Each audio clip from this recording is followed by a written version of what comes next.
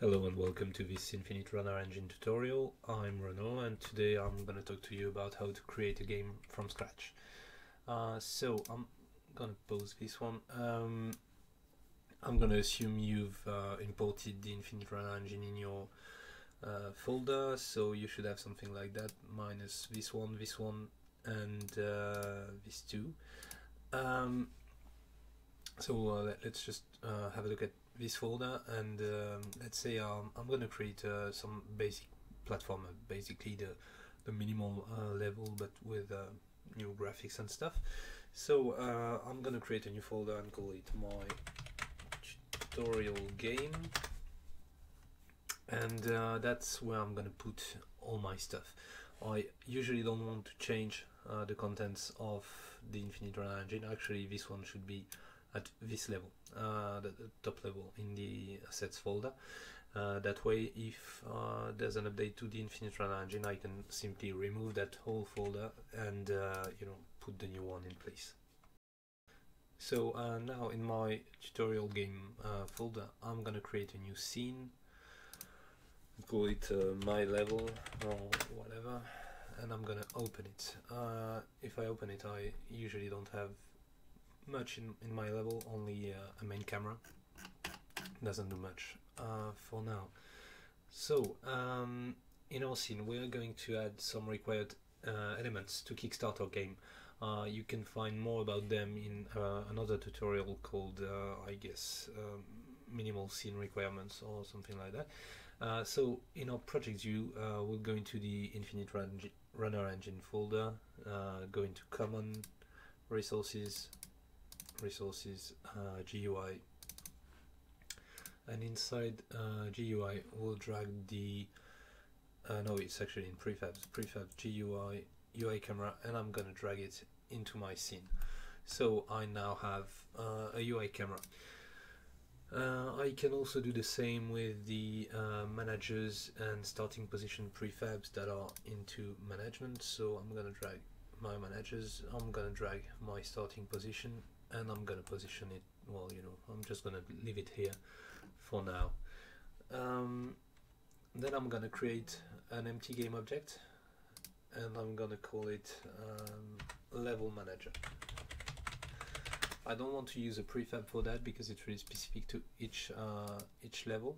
So level manager, I add a level manager component to it.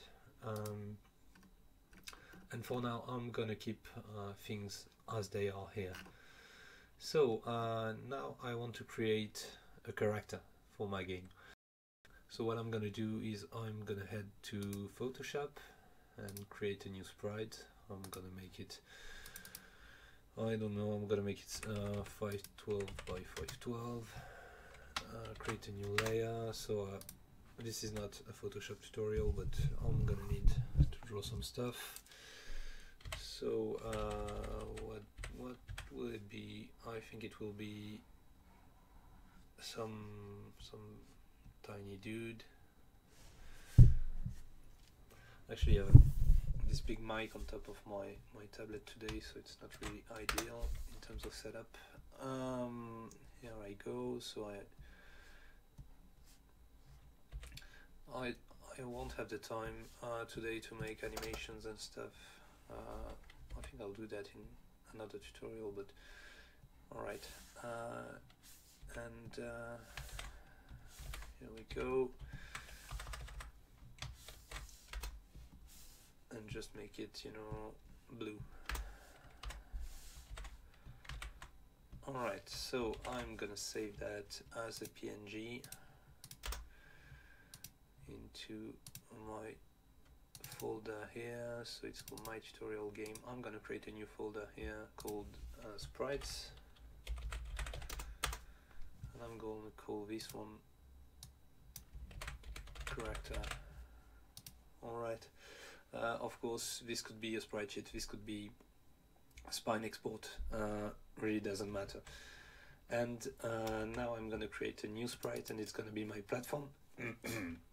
So I'm gonna make it this size, and just make it some nice green. here, and maybe I want to make it like have some sort of top layer, so I know where the top of my platform is. Alright, looks good, and I'm gonna call that platform. So now I can go back to Unity, and in my tutorial game folder I can see that my sprite is now imported. I have my character and I have my platform. So let's drag the character into the scene.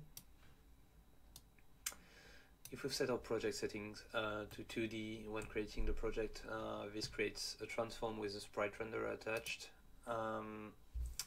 We'll add a few components to turn this into our playable character. So first of all, I'm gonna add a box collider 2D, and this should be set up, yeah, pretty much as I want. I'm just gonna adjust the size so it fits my new character. Maybe this big, yeah, that's not too bad. And now I want to add a rigid body 2D component. If I press play now, I should see my character fall. So that's to be expected. That's just fine. Let's make some changes to the rigid body 2D component. So first of all, I'm gonna set its gravity scale to 4, so it gives a better feel. A gravity of 1 is just too sloppy. And I'm gonna set its interpolate property to interpolate. Then I'm gonna add a rigid body interface component. So that's the internal way of the Infinite Runner engine, so that it works with both 2D and 3D. All the classes are the same, all the scripts are the same, but they need that so you don't have to worry about having classes separate for 2D or 3D. Then I'm gonna add a jumper component because my character will be of the jumper type, so it will be able to like run and jump. There are much more controllers than the jumper one included in the engine. I advise you to have a look at the demos, test them, and you'll see all the controllers that are already there. Of course, you can create your own. Let's now create a new folder inside my tutorial folder, and I'm gonna call it prefabs.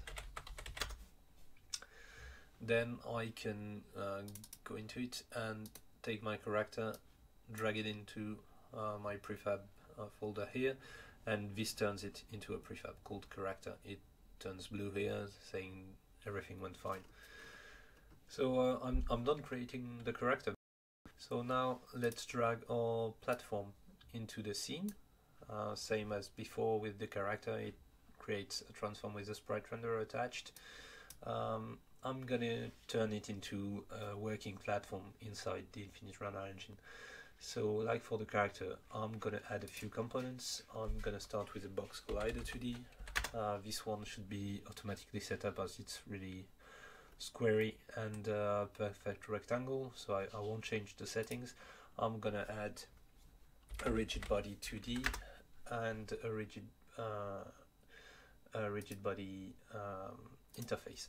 So on the rigid body 2D, I'm gonna have a kinematic body type, so it doesn't fall. If I press play, you'll see that it stays in place. Now what I want to do with this platform is have it duplicated and spawned towards the character so it can jump from platform to platform. So I'm gonna need a few more components for it to become spawnable by the spawners. So I'm gonna add a moving object component to it, and I'm gonna say that its speed is 5, its acceleration is 0, and direction is -1, so I want them to spawn from here and move like that. This will make it move indefinitely towards the left of the screen, so if I press play, you see that it instantly works. And then the last thing I want to add is a pullable object component. that makes it actually usable by object pools inside the Infinite Runner engine. So I'm gonna set its bound based on the collider 2D. I have a few options here. My renderer and collider 2D are the same size, so I'm just gonna stick to that. I think I made something that automatically detects what is the most relevant component to use to base the bounds on, and I'm gonna set it its lifetime to 0, so it's infinite as long as it's in the game and inside the level bounds. It won't it won't get recycled. And the last thing I want to do is set its layer to ground. That way it will be detected as a platform by the character, and this will tell all player that this is something it can walk on and jump from. Same as for character, we'll now drag our platform into our prefabs folder, and I now have a platform prefab. Now let's go back to our level manager here. We'll dive into its inspector and change a few things. First, we'll assign our new character prefab here into, well, first of all, I need to create a new entry into the array. I want one playable character, and I'm gonna call that one here. So I just dragged and dropped my prefab into my array. So now when I start the game, the level manager will instantiate a character at the starting position. If I press play, well, it went a bit too fast.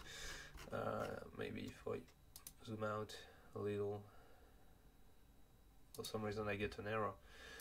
The starting position has not been assigned. Alright, I forgot to do that. So here I have a starting position, and I need to drag my starting position into the slot here. And now if I press play, nothing happens. That's really weird.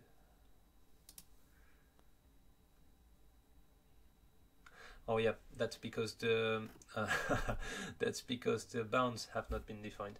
So first of all, what I want to do is have, recycle bounds that stretch all the way to here, for example, and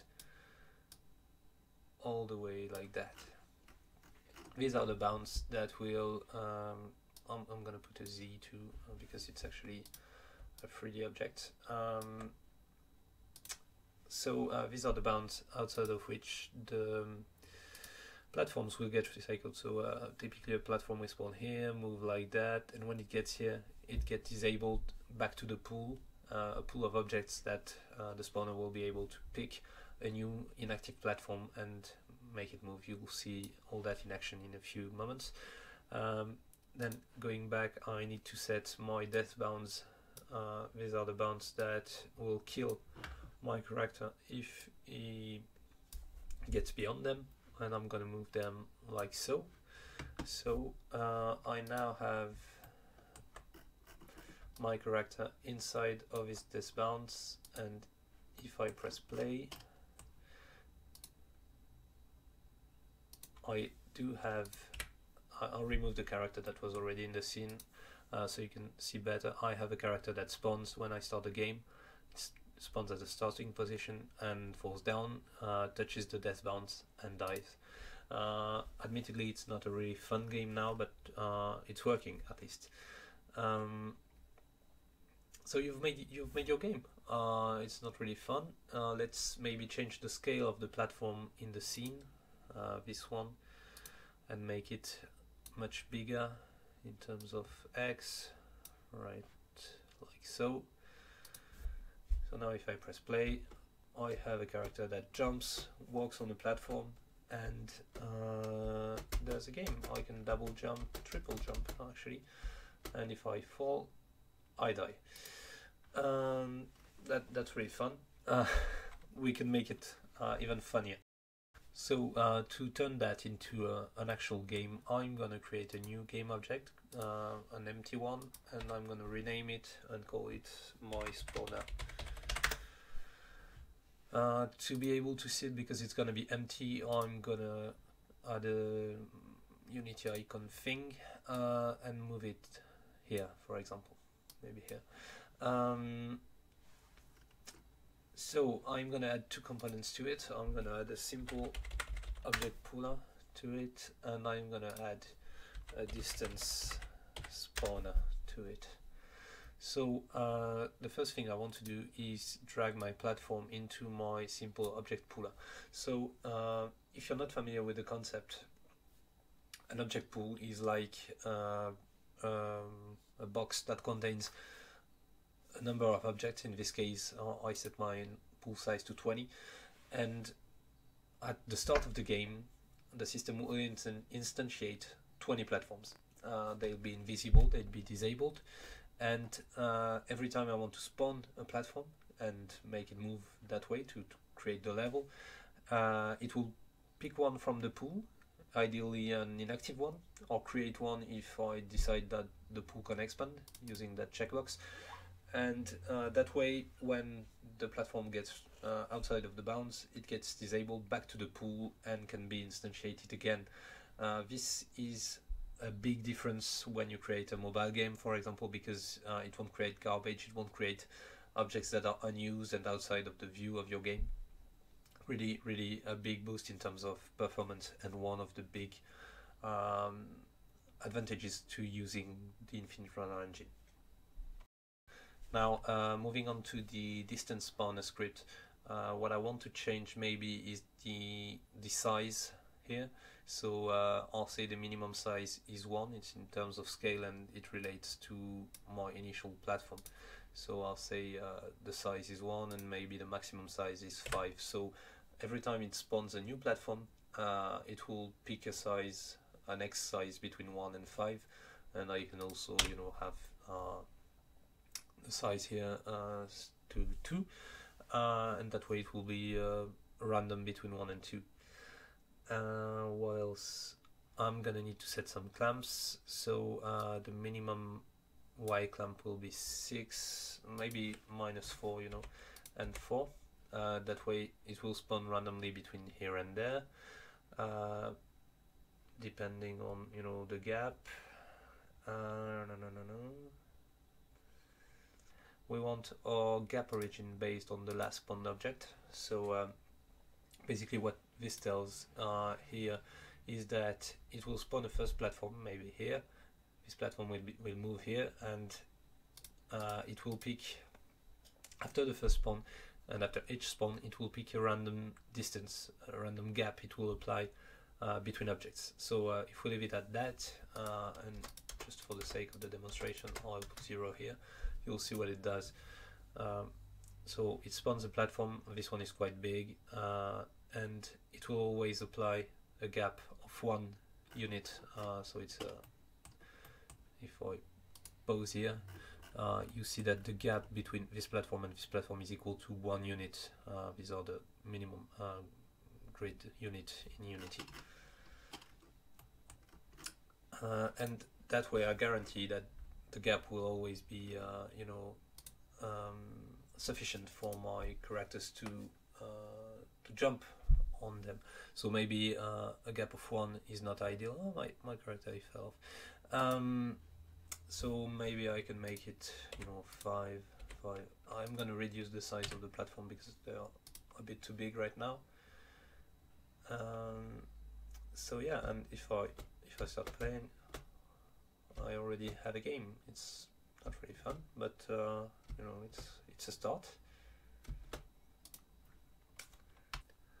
So now if I bring in my game window, you can see that the camera is really badly set up. So one way to fix that is to pause the game, select the camera, change the size here so that it covers, you know, something that I find acceptable. Once I'm done with the tweaks here, I can just copy the component, and stop the game, go back to my camera and right click here, paste component values. And now if I start the game again, it's really starting to look good. I have my character here, it can jump from platform to platform, and I'm having actually a lot of fun. So if I want to improve it, I can do a few tweaks on my distance spawner here, maybe change the size to something like 1, 2. I can tweak the rotation, so I'm never exactly sure what I want to tweak, but I think it's -30 here and 30 here. Let's press play. Yeah, that's the result I wanted to have. I'm bad at my games. Well, anyway, it's working. I'm just gonna move my spawner somewhere around here, move this default platform here, so that way I should be able to, yay. Alright, it's working. Whoa. It's actually, even without animations and so on, it's actually looking good. I'm dead. What else can I change? If I select my spawner again, I can decide that you know, the gap here will be because right now they're all spawning on the same y-axis, so I'm gonna say -2 and 2. As you can see, it draws a little box here. I'm gonna say -4 and 4. So that's the vertical gap it will apply, and I'm gonna set also a Z clamp. That way, well, with a Z value of 0, it shouldn't be useful, but let's give it a try. So now, as you can see, the platforms, they spawn in different height values, Y values, which makes it, you know, kind of complete for a first game in like 10 minutes. That's not too bad. That's actually quite fun. So here you have it. Of course, you could add a background, you could add light effects, you could add post-processing effects, you could add a lot of stuff, but you've already got a basis, and that's really most of what you really need to know about the Infinite Run Engine. The power relies inside these objects, these spoolers, these spawners, and once you get a hang of it and put nice graphics, nice animations to it, you can really create a nice game without too much effort. There's an infinity of games you can create. That's really what you need to know about the Infinite Run Engine. That's all I had for today. I'll see you next time. Bye.